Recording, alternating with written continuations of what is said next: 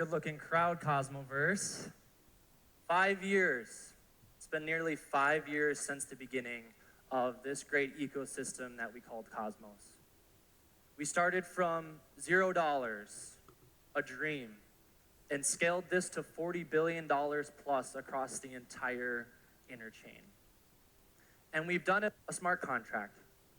We believe in sovereignty, open source code, and the ability to make and define our own tech stack is another massive one. In a day and age where there's bridge hack after bridge hack after bridge hack, IBC has served us incredibly well. The seamless nature of being able to set up relayers between different blockchains and be able to transfer assets seamlessly.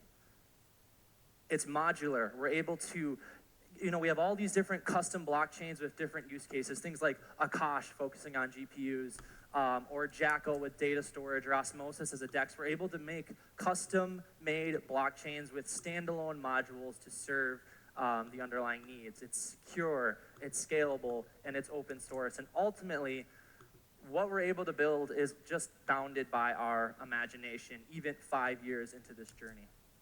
And in my mind, Cosmos is all about disintermediating solutions to dichotomies.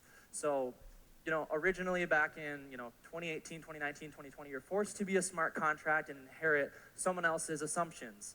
An example would be transparency and privacy. If you're a 100% transparent blockchain, you obviously aren't private. And so we need to be able to give builders the power to define how they navigate different trade-offs instead of forcing everyone onto the same opinionated architecture.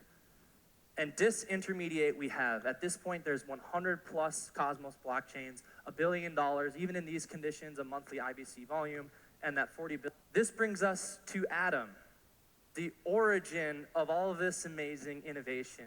In 2024, people ask, what is the future of Atom? We feel like the interchain, it's blossoming, it's growing, there's so much exciting energy, but where does this leave Atom as a leading innovator and perhaps distant from value capture? So before we get, too sad, we need to talk about the strengths of Atom. It's open source and has been since day one. In an era where Solana and Ethereum, they choose to sidestep and avoid governance, we embrace it in Cosmos. And if done correctly, is absolutely a strength and a differentiator from any other blockchain ecosystem out there. Atom has widespread DeFi adoption. It's spread from day one.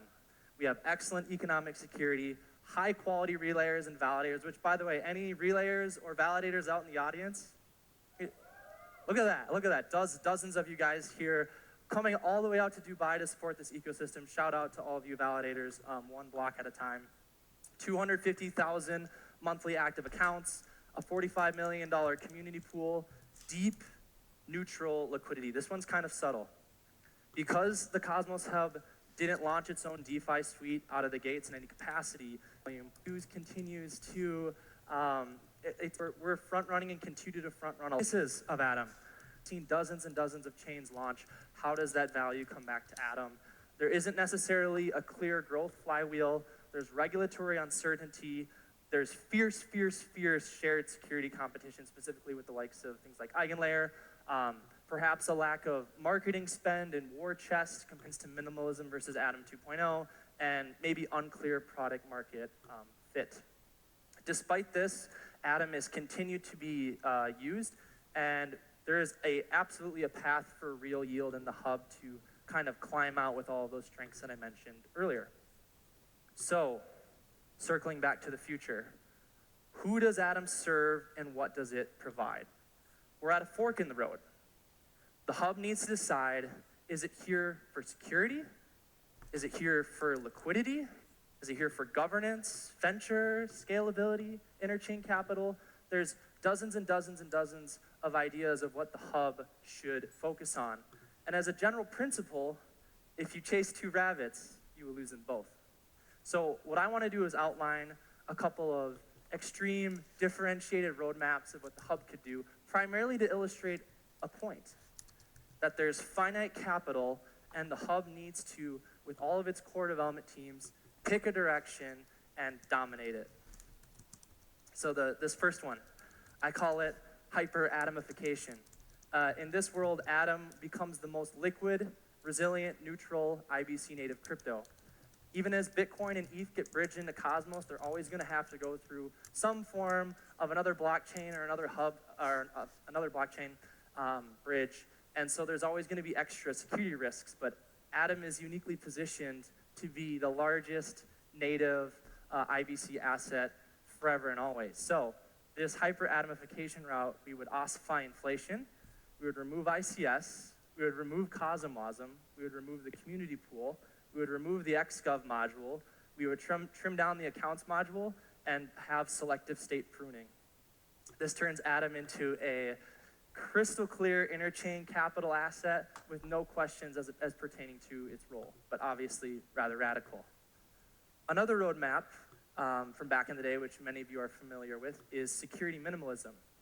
In this world, Cosmos Hub is the most resilient and simple security provider, freezing non-ICS product development, investing in multiple restaking solutions, removing CosmWasm, perhaps introducing rotating validator sets, and code removal and trimming efforts as opposed to adding additional code to the hub.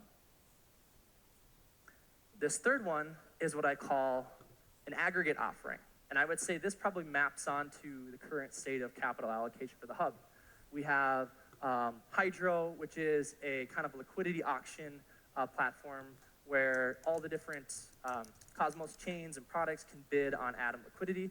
We could also, continue this path of having ICS and partial set security continue to be adopted by new players.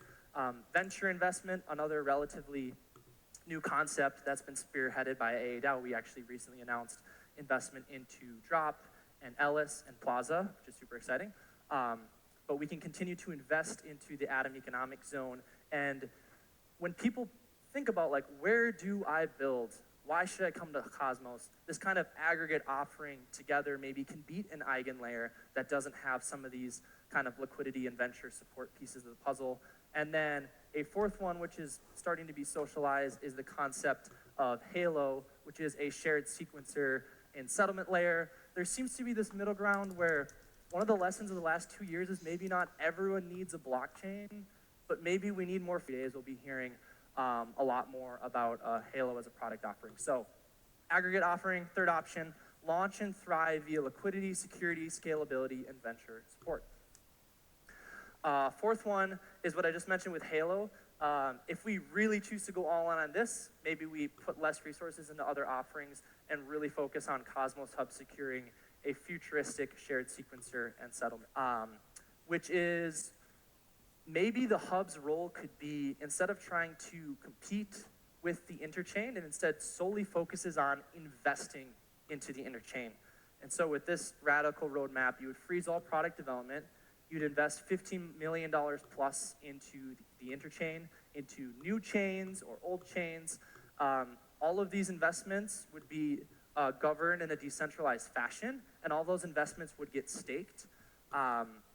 You'd focus on improved governance tooling, governance as a service, and then the hub really becomes ultra aligned with the whole interchain because its community has literally invested into the vast majority of the most impactful ones. So as this fifth option, Cosmos Hub aggressively invests and governs the interchain. I'm not sure how people feel about that. And then as the last one, perhaps another roadmap that gets unveiled in the next 3 days, because rumor has it there may be a product team. Singular future for Atom.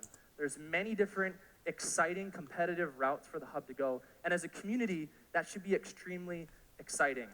We had our Atom 2.0 moment where we vetoed that down, but really what we need now is a similar Atom 2.0 moment, but where we choose a singular future.